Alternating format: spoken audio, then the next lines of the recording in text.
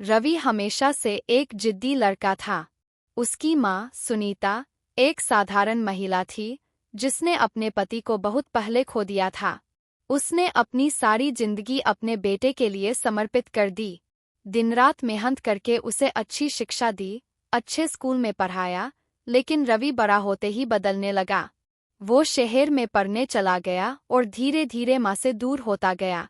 अब वो बड़ी-बड़ी कंपनियों में नौकरी करता, महंगी गाड़ियों में घूमता और ऊंची सोसाइटी में रहने लगा। माँ का फोन आता तो कई बार अनसुना कर देता।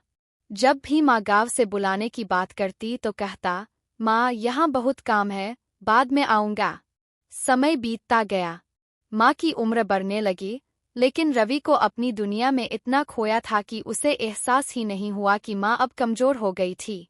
एक दिन गाँव के एक पड़ोसी ने रवि को फोन किया, बेटा सुनीता काकी बहुत बीमार है, एक बार आ जाओ। लेकिन रवि ने फिर वही बहाना बनाया, काम बहुत ज्यादा है, अगले महीने देखूंगा। लेकिन उस अगले महीने से पहले ही माँ दुनिया से चली गई।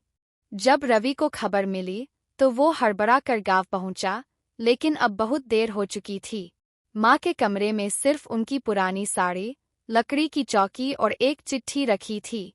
रवि ने कांपते हाथों से चिट्ठी खोली। बेटा, जब तू छोटा था तो रात भर तेरी खांसी नहीं रुकती थी। मैं सारी रात जागकर तेरा माथा सहलाती थी। तू थोड़ा बड़ा हुआ तो तुझे स्कूल छोड़ने जाती थी ताकि तुझे अकेलापन न लगे।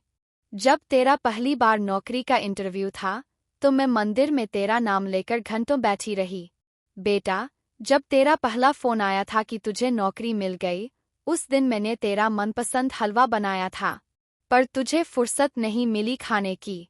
फिर भी मैं खुश थी कि तू अपनी जिंदगी बना रहा है। पर बेटा, माँ को जिंदगी बनाने की नहीं, बस तेरी दो बातें सुनने की जरूरत थी। अब जब तू ये चिट्ठी पढ़ रहा होगा, मैं नहीं रहूंगी। बस इतना याद रखना, पैसे से सब कुछ खरीदा जा सकता है, पर माँ का प्यार नहीं। चिट्ठी के आखिरी शब्द धुंधले थे।